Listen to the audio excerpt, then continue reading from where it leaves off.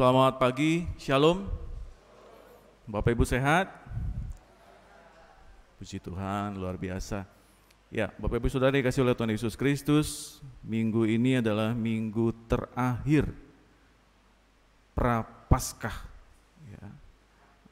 Yang artinya Jumat depan itu kita akan masuk di dalam sakramen meja perjamuan kudus.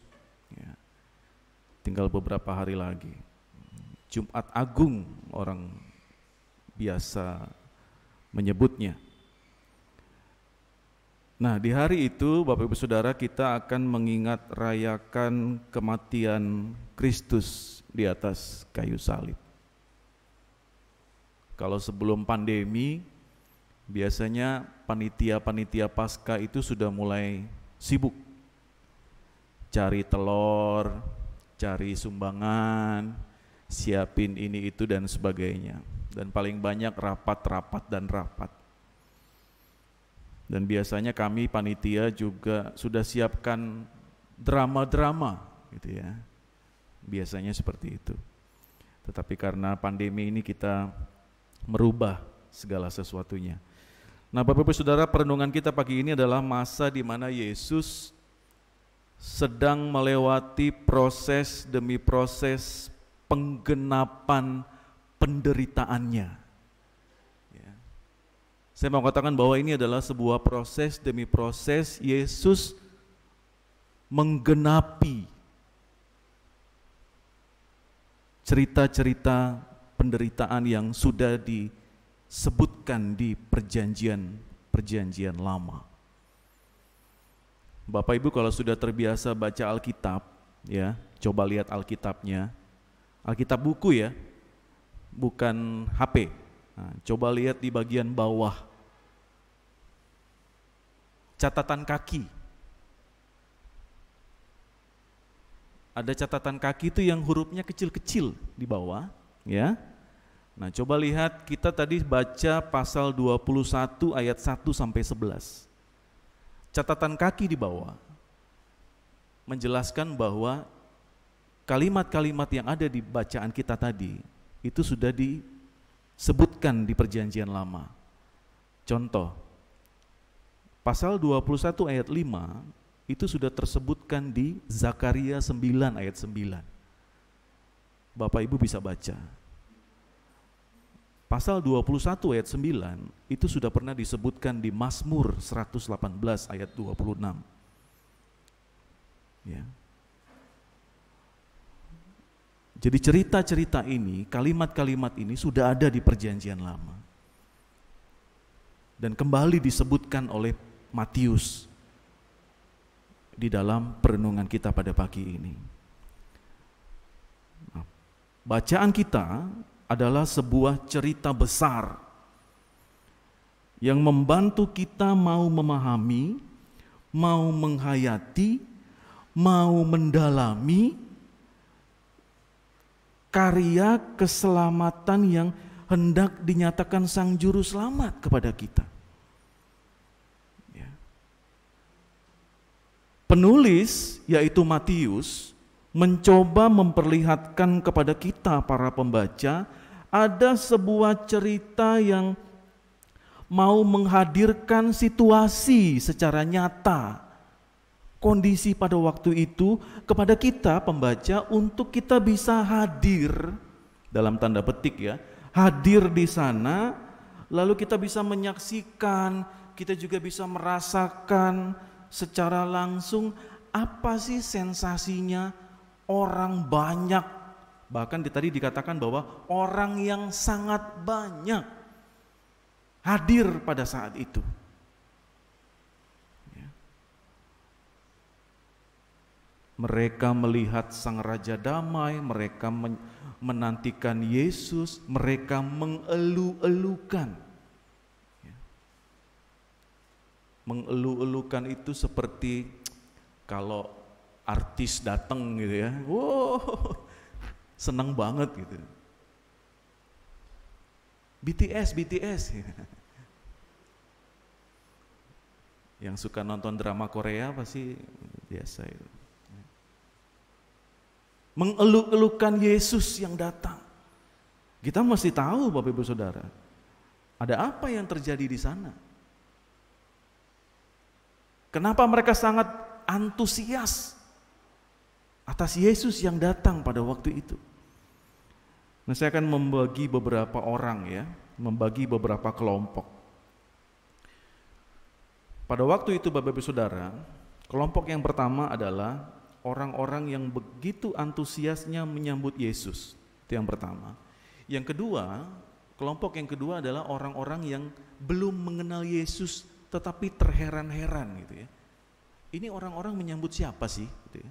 Akhirnya mereka bertanya-tanya, mencari tahu dan sebagainya. Yang ketiga adalah orang yang terharu, orang yang bangga karena sudah lama mengikuti Yesus kemanapun mereka pergi. Ya. Itu yang ketiga. Yang keempat, ada lagi orang yang hanya mendengar saja cerita-cerita mujizat Yesus. Kalau Bapak Ibu baca sebelum bercerita ini, ada banyak cerita-cerita besar ya.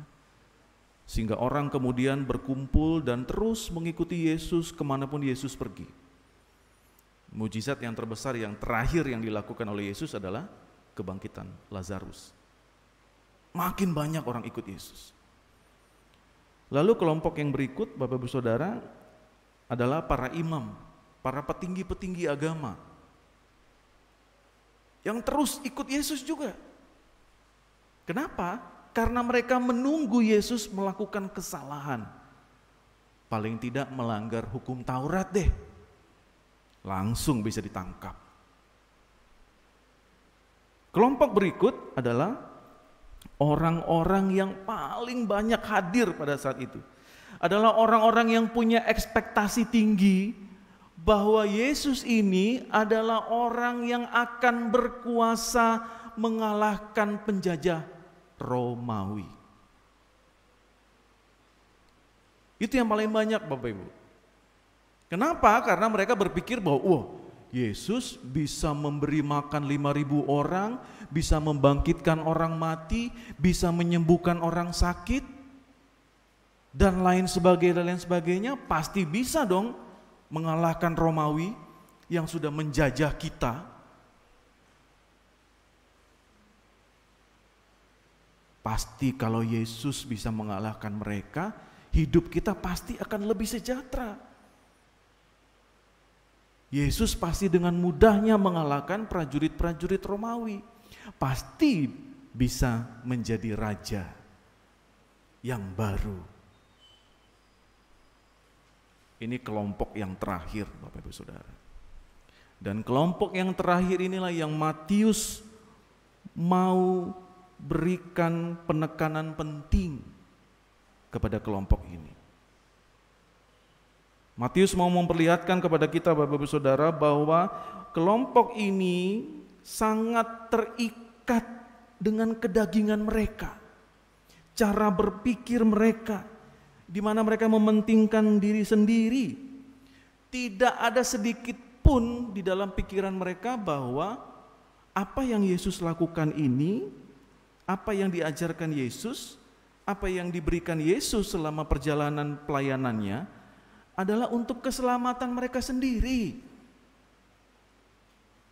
Tapi enggak ada urusannya berantem, berperang, mengambil kekuasaan orang Romawi, enggak ada.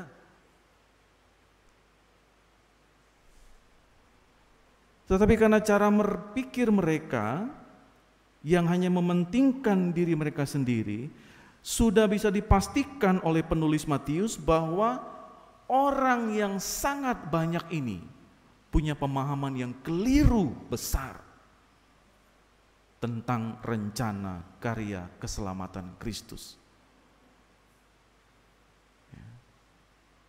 Bahkan kita bisa lihat Bapak Ibu Saudara, mereka itu sampai terheran-herannya apa? Yesus itu datang dengan seekor keledai. Ape-ape. Ya, mana ada orang Bangka di sana no? Ape-ape. Ekspektasi kami itu Yesus ini mau mengalahkan kekuasaan Romawi gitu. Kok datangnya dengan seekor keledai? Kalau kita berharap seorang pahlawan datang tuh dengan apa? Kuda, kuda yang gagah, pakaian militer lengkap, pedang yang besar, ya, prajurit yang gagah yang banyak. Nih Yesus datang pakai keledai. Kata anak-anak sekarang, tepok jidat ada.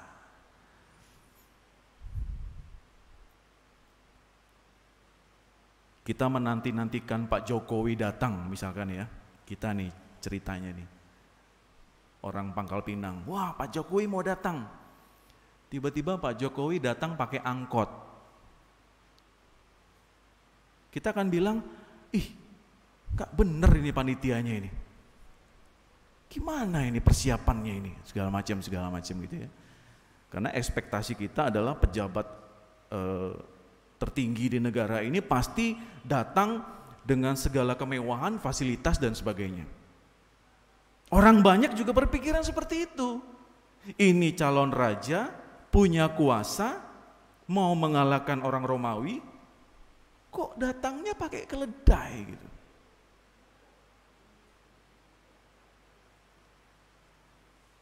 Saya baca beberapa tafsiran Bapak Ibu Saudara yang paling bisa menjelaskan ini dengan sederhana adalah Yesus memakai seekor keledai. Mau menunjukkan di balik kesederhanaan Yesus adalah dia mau menunjukkan sebuah pemahaman kepada semua orang agar orang-orang bisa mengerti bahwa Yesus tidak terikat dengan apapun dan siapapun. Dia hanya fokus kepada tujuan karya keselamatannya, yaitu mati di atas kayu salib dan bangkit.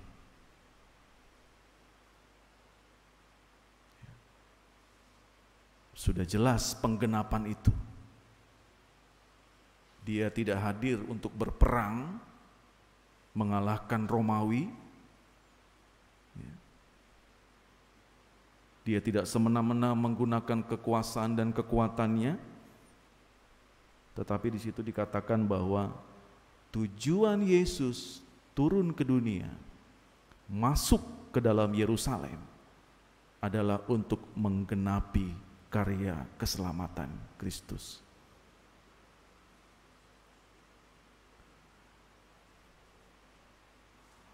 Bapak Ibu baca ayat 9 buat kita semua.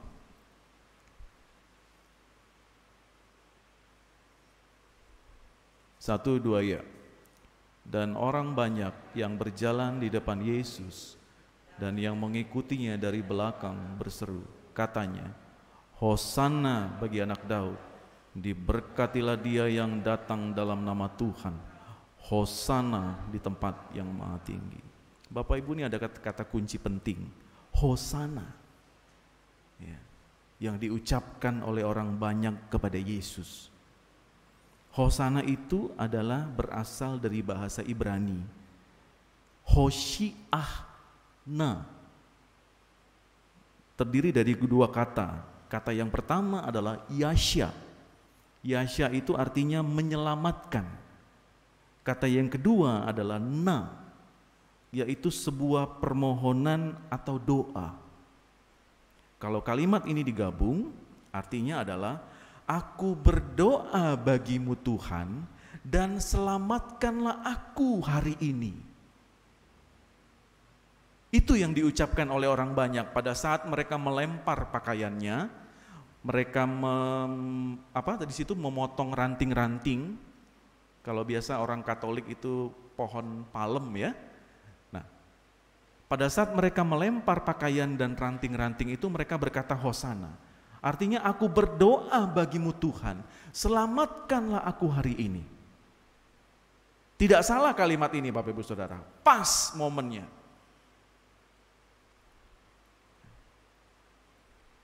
Kalimatnya benar. Tetapi pemahamannya yang salah. Aku berdoa bagimu Tuhan, selamatkan aku hari ini, tolong kalahkan orang-orang Romawi supaya saya bisa hidup sejahtera. Itu yang salah. Dan Matius mau meluruskan bahwa selamatkan aku Tuhan hari ini. Aku berdoa bagimu, tebuslah aku dari dosa dan kesalahanku. Itu yang benar. Matius mau meluruskan itu kepada kita, Bapak Ibu Saudara. Yesus tidak terikat oleh apapun, Yesus tidak terikat dengan siapapun, Yesus hanya mau menang di atas kayu salib dan bangkit. Gak ada yang lain.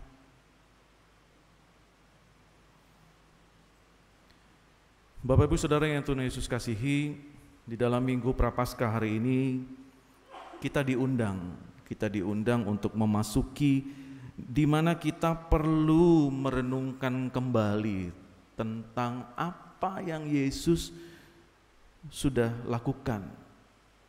Ya, baik di dalam cerita ini, baik di dalam pergumulan Bapak Ibu Saudara. Renungkan kembali. Bapak Ibu punya cerita iman masing-masing bersama dengan Tuhan.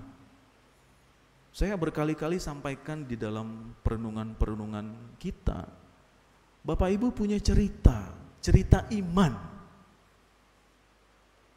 Ya, Bapak Ibu sendiri secara pribadi kepada Tuhan, Bapak Ibu secara keluarga bersama dengan suami, istri, dan anak-anak, di dalam pekerjaan, di dalam pelayanan, di dalam usaha, di dalam sakit dan sehatnya Bapak Ibu, jatuh bangunnya ekonomi Bapak Ibu, itu punya cerita apa yang Yesus telah lakukan di dalam kehidupan kita. Dan satu kesimpulannya Bapak Ibu Saudara yang Bapak Ibu harus ambil, bahwa Tuhan itu berjalan bersama dengan kita sampai hari ini dan hari-hari yang akan datang. Amin.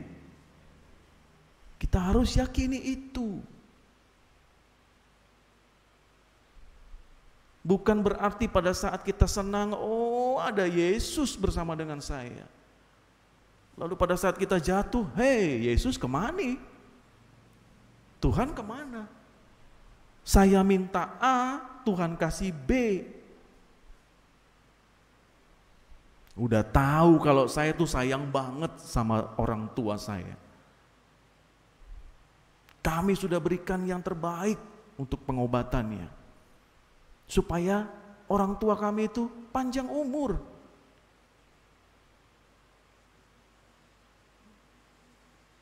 Tapi Tuhan punya rencana apa? Tuhan ambil. Ya. Saya punya rencana seperti ini. Dapat surat mutasi.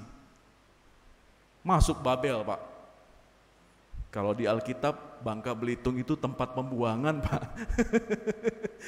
Ya. Tapi buat kita orang beriman, dimanapun kita bertugas, itu jadi berkat buat kita.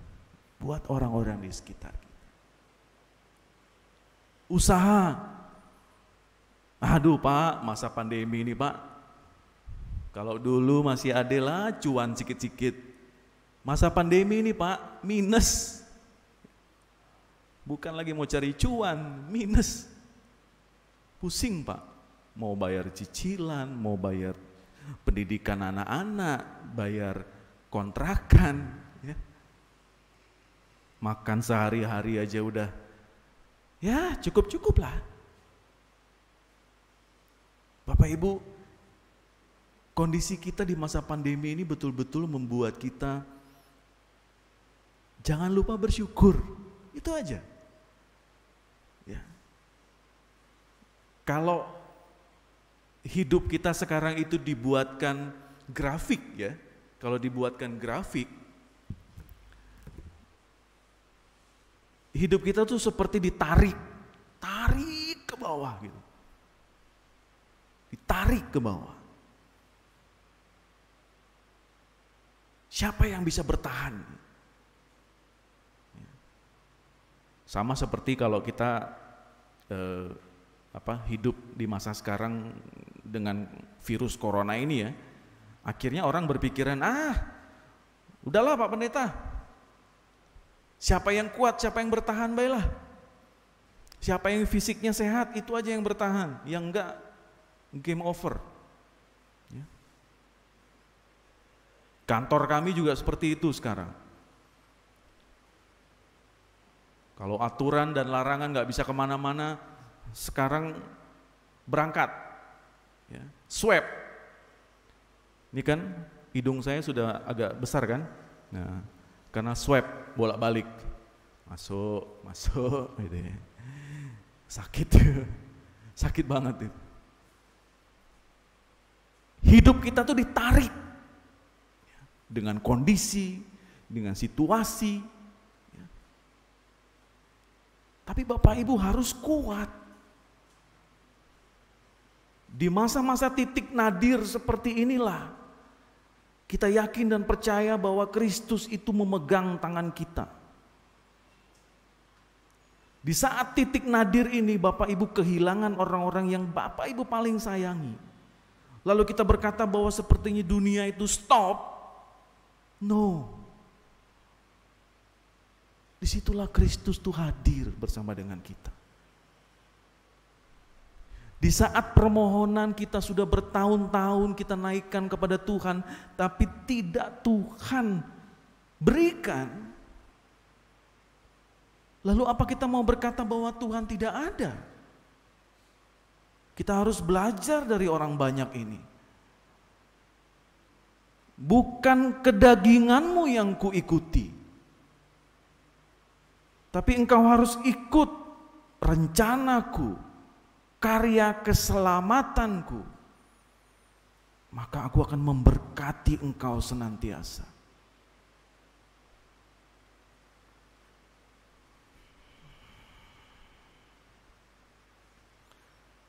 Kita diundang untuk memasuki cara berpikir yang tidak terikat dengan cara berpikir manusia. Cara kerja Tuhan gak akan bisa kita tebak. Ya. Cara Tuhan tuh ajaib Bapak Ibu. Dia bisa berkati kita tuh dengan cara-cara yang tidak bisa kita pikir dengan otak kepala manusia. Gitu. Gak bisa.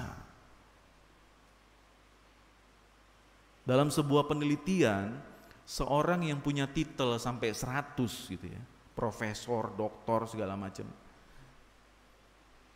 dia tidak akan bisa menguasai seluruh ilmu di dunia ini. Karena apa? Karena keterbatasan otaknya. Ilmu di dunia ini hanya bisa seorang paling pintar di dunia, Einstein sekalipun, hanya bisa mempelajari 0,00000 sekian. Gak mampu. Ya. Artinya Bapak Ibu Saudara, kalau Tuhan merencanakan karya keselamatan bagi seluruh umat manusia, jangan sesekali kita mementingkan kedagingan kita. Jadi Pak Pendeta, kami nggak boleh meminta sama Tuhan. Jadi kami tidak boleh memohon sesuatu kepada Tuhan. Bukan begitu juga. Bapak Ibu silakan mengajukan permohonan kepada Tuhan, tapi pahamilah bahwa segala sesuatu yang Tuhan putuskan di dalam kehidupan kita, itulah yang terbaik. Amin. Itu yang terbaik. Waktu awal-awal corona, pendeta-pendeta ribut sama jemaatnya. Kenapa? Tuhan kok nggak sayang ya sama kita? Kenapa pula dikasih virus corona nih? Kasih duit kek?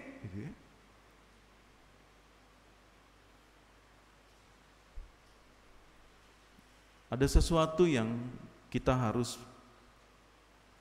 ambil hikmahnya, ambil kebaikannya, apa yang Tuhan mau berikan kepada kita di masa-masa pandemi dan setelah masa pandemi. Apa yang kita bisa dapatkan di dalam perjalanan keimanan kita sebagai orang-orang yang percaya kepada Tuhan. Sekali lagi Bapak Ibu Saudara, firman Tuhan kita pada pagi hari ini mau menyampaikan pengajaran kepada kita. Kita juga harus waspada terhadap segala sesuatu kuasa yang memikat dan juga yang mengikat kita. Apa yang dunia ini tawarkan kepada kita, kita harus waspada. Bukan segala sesuatunya baik adanya untuk keimanan kita, tetapi kita harus boleh terus mencari tahu apa yang Tuhan mau di dalam kehidupan kita. Sebagai bentuk ketaatan kita kepada Tuhan, Bapak Ibu Saudara, maka itulah yang menjadi karya yang berarti bagi orang-orang yang ada di sekitar kita. Kita diutus untuk memberitakan bahwa Yesus Kristus itu adalah orang yang membebaskan manusia. Jadi kita di dalam kebebasan yang dianugerahkan itu, manusia harus mengambil sikap menjauhi dosa, hidup dalam ketaatan, masuk dalam kekudusan, supaya kita layak di hadapan Tuhan. Kita menjadi saluran berkat bagi banyak orang. Firman Tuhan hari ini mau menguatkan kita masing-masing. Jangan berputus asa. Jangan terlalu lama hidup di dalam kedagingan. Buang akar pahitmu. Ayo bangkit. Ya, tetap semangat. Kalau kita saat ini sedang bergumul, ayo terus berharap. Ayo kita bangkit, semangat, jangan berputus asa. Tuhan akan jadikan hidup kita saluran berkat. Terus bersyukur untuk segala sesuatu yang kita alami. Jangan pernah jauh daripada Tuhan. Maka kehidupan kita sebagai orang-orang yang percaya akan diberkati Tuhan, dan kita akan memberkati orang lain yang ada di sekitar kita. Amin. Tuhan Yesus memberkati. Amin.